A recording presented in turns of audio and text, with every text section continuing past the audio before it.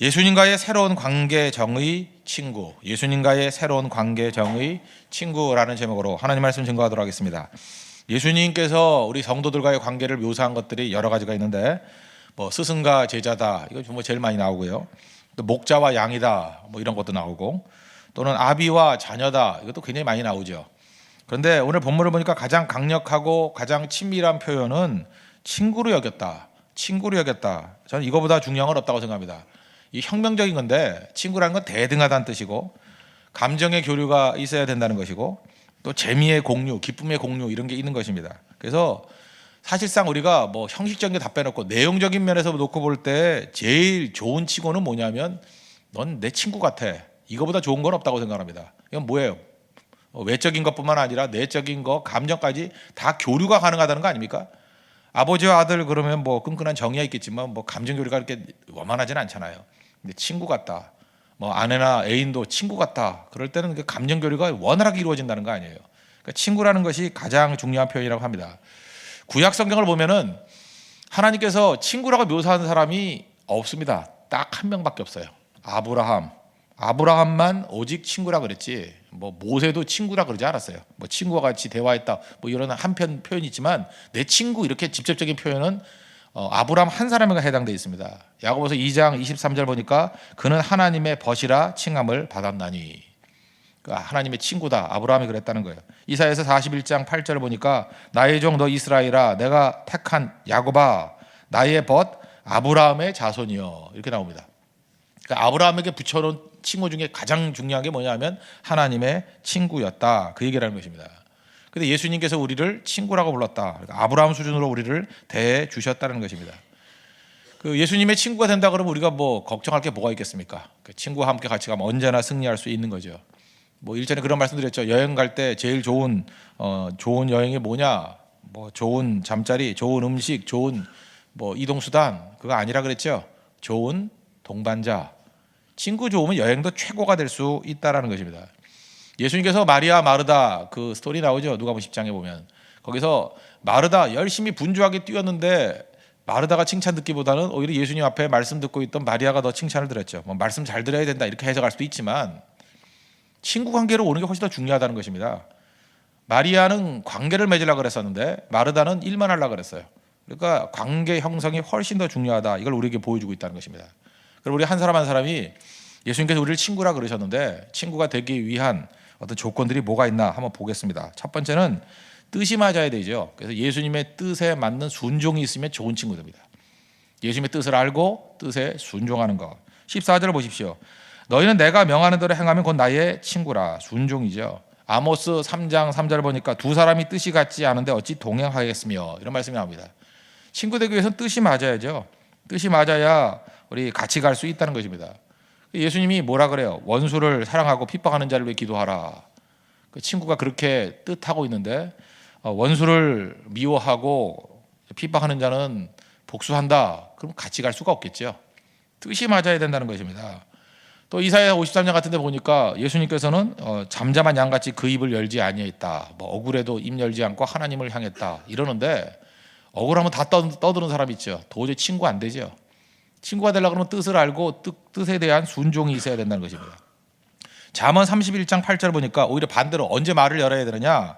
말 못하는 자와 모든 고독한 자의 송사를 위하여 입을 열지니라.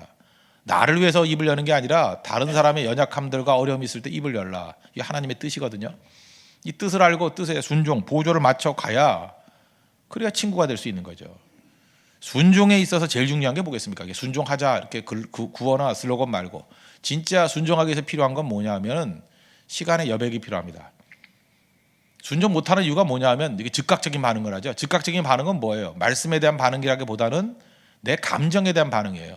그래서 뭐가 탁 나오면 내가 탁 반응해버리면 내가 반응하는 거예요. 그 하나님 말씀을 듣고 난 다음에 생각해야 됩니다. 생각하고 이게 하나님의 뜻이구나. 내 뜻을 꺾고 그쪽으로 가는 거. 그게 훨씬 더 중요하다는 거예요.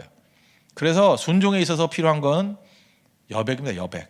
순종. 시간의 여백. 지금도 나는 성질이 급한 게 아니라 순종하지 않는 거예요. 우리가 진짜 중요할 때는 그 말씀을 듣고 묵상하고 순종하죠. 근데 그게 없이 즉각적인 반응을 보인다는 것은 순종이 없다는 것입니다. 그래서 실제적으로 순종하는 인생을 살기 위해서는 시간의 여백 이런 게 필요하다는 것입니다.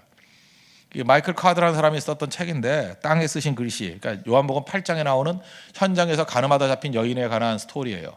그걸 쭉 설명하면서 굉장히 인사이트 있는 책이더라고요. 그 내용을 보니까 현장에서 가늠하다 잡힌 여인, 그 군중 심리로 죽이려 그러잖아요. 죽여라, 죽여라. 뭐 율법에도 죽이라 그랬다. 그랬지 않았습니까? 그때 예수님께서 했던 행동이 뭐였습니까? 카타. 이 카타라는 것은 이게 아래라는 뜻이에요. 카타 그라페인 이게 쓰셨다. 그러니까 엎드려서 글 쓰셨다는 거예요. 그 땅바닥에 글 쓰셨다. 성경에 이렇게 돼 있죠. 그 무슨 글을 쓰셨을까요? 여기서 알 수 있는 건 뭐예요? 예수님은 문맹은 아니죠. 예수님이 남기신 유일한 글, 땅바닥 글, 그걸 하나 찍어놨어야 되는데, 그죠? 예, 땅바닥에 유일하게 글을 쓰셨어요. 예수님 글을 아시는 분이에요. 예수님은 뭐 성경도 안 썼고 제자들이 다 썼잖아요. 그때 뭐 상상을 합니다. 그때 왜 사람들이 하나둘씩 가느냐? 뭐 어떤 사람은 그래요. 거기다 그 사람들이 죄를 썼다는 거예요, 그죠? 너 도둑질했지, 뭐 너도 가늠했지, 뭐 이름 적어가면서 뭐 그지 A라는 사람, B라는 사람, 너도 사기쳤지, 어디서 이렇게 하나씩 죄를 적었더니 뭐 도망쳤다 이런 해석도 있어요. 그러나 이거보다 더 중요한 게 뭔지 아십니까? 예수님이 카타그라페인 땅바닥에 엎드려 글을 쓰시는 동안에 성난 군중들이 뭐 하나 하고 쳐다봤잖아요. 뭐 하나 하고 쳐다보는 중에 폭도의 감정이 수그러들어요. 그리고 뭐 하나 그러는 순간에 분노가 중단되면서 예수님이 그다음 뭐라 그래요? 너희 중에 죄 없는 자가 먼저 돌로 치라. 그 얘기를 듣고 생각하잖아요. 저는 이 프로세스가 굉장히 중요하다고 생각합니다. 예수님께서 순종을 위해서 꼭 필요한 게 뭐냐 하면 잠시 중단하고 감정의 그 흐름을 중단하고 생각하라는 거예요. 너희 중에 죄 없는 자가 니네 죄 없냐? 먼저 돌로 치라. 생각하라. 그러니까 그때부터 이제 다 사라지게 됐다는 거죠. 한두 사람들이. 순종은 그렇게 하는 것입니다. 우리가 순종 못할 때 보면 자기 감정 갖고 사는 거거든요. 그래서 되게 싸움 잘하는 사람들 보면 리듬이 있습니다. 싸움도 그 리듬이 맞아야 해야죠. 뭐 예를 드는 싸움을 내가 아침에 한번 상상을 해봤어요. 너 말 다 했어? 왜 말 다 했다? 죽을래? 그래 죽여라. 너 임자 만났다. 내 임자 따로 있다. 뭐 이런 식으로 말꼬리 잡으면서 이게 잘 보세요. 이게 박자가 맞잖아요. 너 죽을래? 내가 왜 죽어? 뭐 이러면서 이렇게 박자 쿵작 그러니까 싸움이 되는 거예요. 그런데 너 죽을래? 그랬더니 1분 가만히 있는 거예요. 가만히 있다가 생각해보니까 지금 죽으면 안 되겠는데? 그럼 싸움이 돼요? 안 되잖아요. 그러니까 중요한 게 그거라는 것입니다. 이 시간의 여백, 이거보다 중요한 게 없다라는 거예요. 그래서 하나님 앞에서 내가 내 인생의 주인이 아니라 나는 종입니다. 하나님 내 인생을 이끌어 주십시오 할 때 그 순종을 잘하기 위해서 꼭 필요한 건 뭐냐면 시간의 여백이에요. 하나님 말씀 듣고 내가 행동하기 이전에, 말하기 이전에 무조건 시간을 갖는 거예요. 지금도 자기가 경솔하다고 생각하고 하나님 앞에서 이 자아가 강하다고 생각하는 사람들은 시간의 여백을 가지십시오. 그럼 그때부터 순종의 인생으로 방향이 바뀌어버립니다. 요즘에 이메일 같은 게 있어서 참 안 좋습니다. 편지를 쓰고 난 다음에 다음 날 붙이라. 편지 쓸 때는 이건 난 1.1획도 변화될 게 없어. 하루 자고 나봐요. 그 보내지 않았으면 좋겠다 할 내용이 더 많아요. 그래서 옛날에는 편지를 쓰고 그 다음 날 붙이라. 이게 굉장히 중요한 거였거든요. 지금은 어떻습니까? 그냥 뭐 카통이나 이런 걸로 막 쏟아붓잖아요. 그러니까 거기서 모든 문제가 다 생긴다는 것입니다. 말을 아끼십시오. 글을 아끼십시오. 표현을 아끼십시오. 그게 정직이 아니고 솔직이 아니에요. 그게 망치는 거지. 그게 불순종이죠. 위기를 맞으면 사람하고 상대하지 말고 기도원 올라가라. 옛날 우리 믿음의 선배들 그랬잖아요. 믿음의 선배들이 기도원 올라가라. 이게 무슨 얘기입니까? 여백이 중요하다는 거죠. 신앙의 여백. 사람 상대하기 전에 하나님 먼저 상대해라. 그러면 그게 순종이고 그러다 보면 깨닫게 된다는 것입니다. 하나님께서 하도 순종의 여백을 갖지 못하면요. 시간의 여백을 갖지 못하면 여백을 갖는 충격을 주셔요. 그래서 자기도 모르게 여백 갖도록 그냥 아예 일을 다 뺏어버려요. 그래서 어디 병상에 들어가 있든지. 제가 이거 한번 들었던 얘기인데 그 연세 좀 드신 분입니다. 요즘엔 그런 거 없죠. 이화여대 나오신 분이에요. 요즘의 이대보다 뭐 옛날 이대가 더 좋았죠. 옛날에는 뭐 대학이 몇 개 없을 때였으니까. 지금은 없죠 그런 거. 메이퀸이라는 거 들어왔습니까? 뭐 5월의 여왕 그래가지고 예쁜 여자 뽑고 그랬어요. 뽑았는데 그때는 왜 그러냐면 이대 정도면은 지성도 있다고 생각하고 또 그다음에 예쁘니까 메이퀸 그래서 미모도 있다. 그래서 메이퀸 그러면 되게 자부심을 여겼어요. 제가 미국에 이렇게 집회 가 보면은 뭐 한 70살 되신 할머니인데 자기 메이퀸이었다고 그거 옆에 갖다 붙여놓고 몇 번 보라 그러는데 재미도 없는데 잠깐 보라 그랬던 거 내가 많이 봤어요. 그러니까 그 연세 드신 분들 가운데 메이 퀸이 굉장히 가치가 있는 거라고 생각하는가 봐요. 근데 이분이 집안도 좋은 분이었어요. 잘 사는 아버지 밑에서 자랐고, 그 연대와 이대 사이 이렇게 지나갈 때 거기 노점상이 많았답니다. 노점상이 굉장히 많았다 옛날에. 거기 지나가면서 항상 혀를 차면서 이렇게 생각을 했대요. 어떻게 인생을 저렇게 사나? 저게 짐승하고 비슷한 인생이지 어떻게 저러고 사나? 옛날에 못 살 때니까. 그죠? 어떻게 저렇게 사나? 항상 그렇게 마음 먹고 다녔다는 거야. 말은 안 하니까. 말은 안 하지만. 그러다가 잘 나가던 인생이 뭐 배가 아파서 병원에 갔더니 자궁암이라는 진단을 받았습니다. 뭐 지금도 자궁암 쉽지는 않겠지만 뭐 지금은 많이 암 고치잖아요. 근데 그 당시만 해도 암 그러면 그냥 거의 99% 죽는 그런 시대였답니다. 사형 선고를 받았다는 거예요. 이제 뭐 6개월 못 산다 이런 얘기를 들었다는 거예요. 이제까지는 자기하고는 아무 관계 없다고 생각했던 암이 자기 얘기를 해요. 얼마나 충격을 받았겠습니까? 그러고 난 다음에 그 연대와 이대 사이에 그 노점상들 쭉 지나가는데 그들이 부럽더래요. 내게 없는 게 저들에게 있다. 뭐 시간. 나는 시간이 없는데 저들은 살 시간이 있구나. 그러면서 그게 그분의 여백이 된 거예요. 인생에서 진짜 중요한 게 뭐고, 내가 헛살았고, 내가 날 무시하고 살았고, 하나님 앞에 준비된 것도 없고, 그 철없는 그 사람에게 아주 시간을 준 거 아닙니까? 그죠? 굉장히 깊은 시간. 그러고 난 다음에 해피엔딩이에요. 뭐 다시 갔더니 수술 받으러 갔더니 오진이었다. 뭐 그 얘긴데, 그죠? 예. 그러면서 웃자고 하는 얘기였던데 나는 그게 참 그 인상적이었어요. 자기 인생이 그때 깨졌대요. 그때 깨지면서 하나님 앞에 겸손을 깨닫고 내가 절대로 멋대로 살면 안 되겠다 뭐 했다는 그런 얘기를 들었는데 제가 그걸 보면서 느꼈던 게 그거였습니다. 하나님께서 우리를 깨우치기 위해서 어떤 방식이든 간에 여백을 줘요. 그때 멈추십시오. 멈추고 내 뜻 다 꺾어버리고 하나님의 뜻이 무엇인지를 향해 나아가는 거. 그래서 여러분 내 리듬 갖고 사는 사람은 순종하는 거 아닙니다. 무조건 끊어버리고 하나님 리듬에 맞추는 겁니다. 그러기 위해서는 반드시 시간의 여백이 필요하다는 거예요. 너무 급하게 가지 마십시오. 하나님 말씀 앞에 순종할 수 있는 우리 믿음의 신실한 종 되기를 바랍니다. 그러면 친구 된다는 거예요. 그래서 예수님과 좋은 친구 관계를 맺는 사람들 한번 옆에서 보십시오. 그 사람들이 항상 리듬이 자기 리듬이 아니에요. 언제나 하나님의 리듬, 기다릴 줄 알고, 그죠? 한 템포 늦게 갈 줄 알고, 말 아끼고, 그죠? 함부로 표현 안 하고, 하나님의 뜻이 무엇인지 명확해지면 그때 움직이기 시작하고, 그게 친구 되는 길이라는 거예요. 예수님과 친구 되기 위해서 예수님과 성품이 좀 비슷해야 될 거 아니에요. 예수님과 그렇게 보조를 맞출 수 있는 하나님의 거룩한 백성 되기를 바랍니다. 뭐 또 하나는 이제 사랑과 지식이에요. 이제 이건 뭐 이게 근본이고 이건 뭐 같은 얘기인데 12절 13절 보십시오. 내 계명은 곧 내가 너희를 사랑한 것 같이 너희도 서로 사랑하라 하는 이것이니라. 사람이 친구를 위하여 자기 목숨을 버리면 이보다 큰 사랑이 없나니. 그러니까 뭐 예수님 사랑하면 뭐 하나 된다 이런 거죠. 사랑. 그러니까 예수님이 사랑이시니까 우리도 사랑하는 모습을 보이면 최고죠. 사람들은 이제 사랑에다 굶주려 있지 않습니까?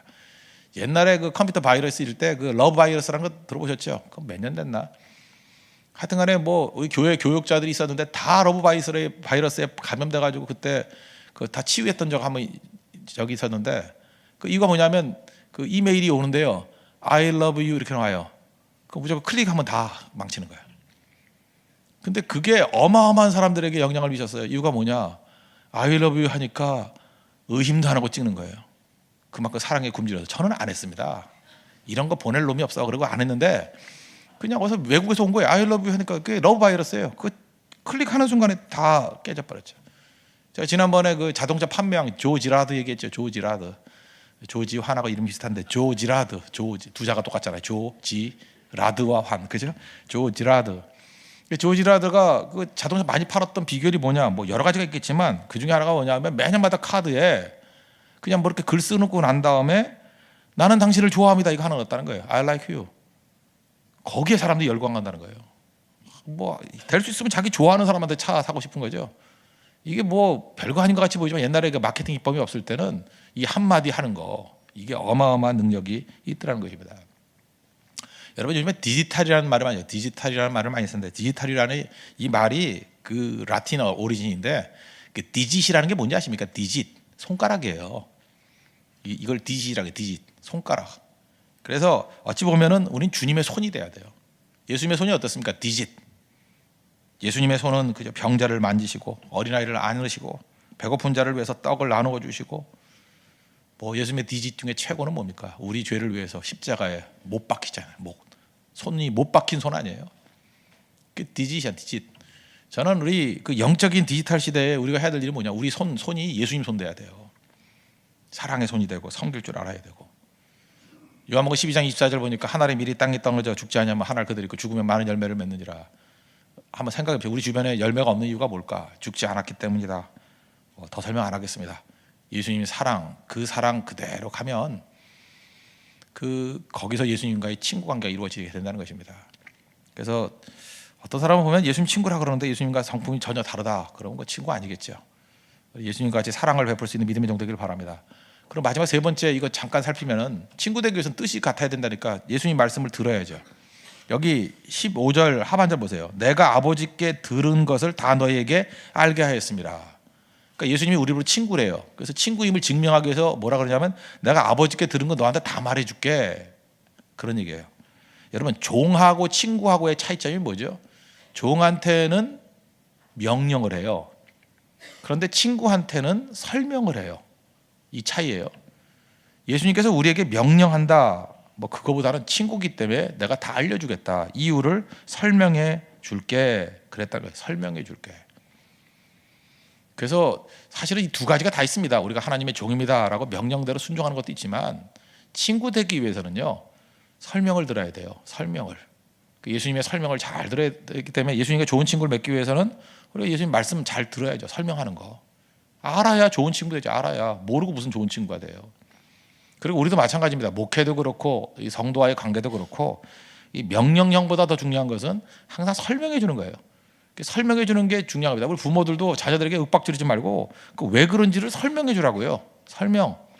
모세 만났을 때 하나님께서 바로에게 가라 그랬더니 못 갑니다. 뭐 혀가 둔해서 뭐 입이 뭐 짧아서 뭐 이러는데 자꾸 설명해 주잖아요, 하나님이. 그래서 그게 석 장이나 설명해 주지 않아요? 나 같으면 가라면 가지 말이 마라 임막 그럴 건데, 그죠? 왜 그래요? 하나님이 친구같이 여겨준 거잖아요. 설명해 주는 거. 설명이 꼭 필요하다는 것입니다. 저는 설교학 교수 중에 한 분 김기용 교수라는 분이 계시는데 그분이 맨날 그런 설교 때마다 그런 얘기를 해요. 아니 교회에서 목사님들 제발 믿으라만 그러지 말고 뭘 믿어야 될지를 설명해 주라고. 난 설교에서 그거보다 중요한 건 없다고 생각해요. 맨날 와가지고 뭐 소리 지르고 난 다음에 믿습니까? 그러면 뭐 아멘. 믿습니까? 더 크게 아멘. 그 뭐예요 그거? 바보들을 훈련시키는 거예요? 뭘 믿어야 될지를 설명해 줄까? 뭘 믿어야 될지를 뭘 믿을 거예요? 조금 전에 우리 첫 번째 대지도 마찬가지죠. 순종해야 된다 그러면 순종하라. 그럼 뭘 어떻게 순종하란 말이에요? 시간의 여백을 가지라. 그걸 할 수 있잖아요. 뭘 어떻게 해야 되는지 설명해 줘야 될 거 아니에요. 설명해 줘야 순종이 되지. 그렇지 않으면 설교할 이유가 뭐 있어요? 그냥 읽고 가면 되는 거지. 설명. 그런데 예수님께서는 우리의 질문에 대해서 거의 대부분의 내용들을 설명해 주시잖아요. 그래서 우리 친구 관계를 맺기 위해서 예수님이 왜 그랬는지에 대해서 난 몰라도 돼. 그냥 순종하면 돼.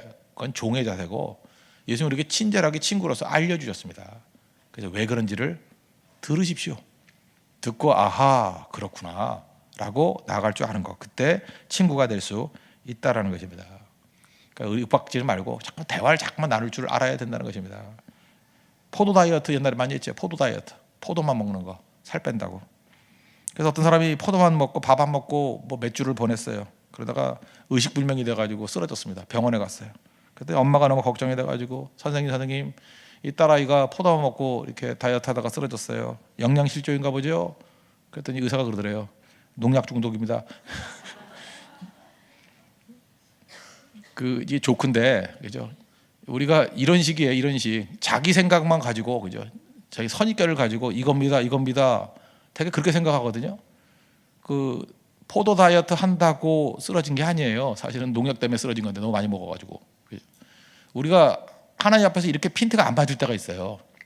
내 생각 가지고 신앙생활 하려고 그래. 하나님 이걸 좋아할 거야. 이거 마땅히 맞을 거야. 그래서 말씀이 중요한 거예요. 지식이 중요한 거예요. 그거 아니면 절대로 안 되죠. 제가 어저께도 우리 선교사님 오셔가지고 식사를 같이 했는데 제가 아이스크림 먹을 때마다 항상 생각이 나는 게 그래요. 몸에 좋다고 묻지도 않고 맨날 녹차 아이스크림을 갖고 와요. 저는 제일 싫은 게 녹차 아이스크림이고요. 그 다음 싫은 게 민트 아이스크림이고요. 약 같아가지고. 그러면 제가 한 번, 두 번 정도 싫다 그러면 주지 말아야 될 거 아니에요. 근데 꼭 나쁜 사람들은요. 고집을 부리면서 몸에 좋대요. 몸에 좋대. 네가 뭐 한다고 떠드냐의 태도는 몸에 좋으니까 녹차 먹어, 몸에 좋으니까 민트 먹어. 저도 이게 불순종의 영이 있잖아요, 그죠? 안 먹어. 그래서 이게 사이가 갈라지는데 하나님 앞에 똑같다는 거예요. 우린 내가 하나님의 내가 볼 때 녹차 좋고 내가 볼 때 민트 좋으니까 먹어요. 하나님이 누가 그러랬어? 아니죠. 내 생각과 하나님 생각 하나가 땅 차이에요. 그래서 하나님과 예수님과 좋은 친구 관계를 맺기 위해서는 예수님이 무슨 뜻을 갖고 계신가? 나보다 예수님이 맞아요. 그죠? 그걸 지식을 알아야 된다는 것입니다. 그래서 한번 정리하면 예수님과 좋은 친구 관계를 맺기 위해서는 지식이 있어야 되고 사랑이 있어야 되고 순종이 있어야 된다. 지금 역순입니다. 지식이 있어야 되고 사랑이 있어야 되고 순종이 있어야 된다. 순종을 행동으로 친다 그러면 지정의죠. 균형 잡힌 신앙. 그죠? 그래서 예수님 앞에서 지성을 드리고 감성을 드리고 의지를 드린다 그러면 좋은 믿음의 관계를 맺을 수 있는 우리 하나님의 거룩한 종이 될 것입니다. 우리 모두 다 예수님의 친구가 되는 은혜의 역사가 있기를 축원합니다. 모두 다 자리에서 일어나겠습니다. 90장 다시 한번 찬양하고 우리 기도하도록 하겠습니다.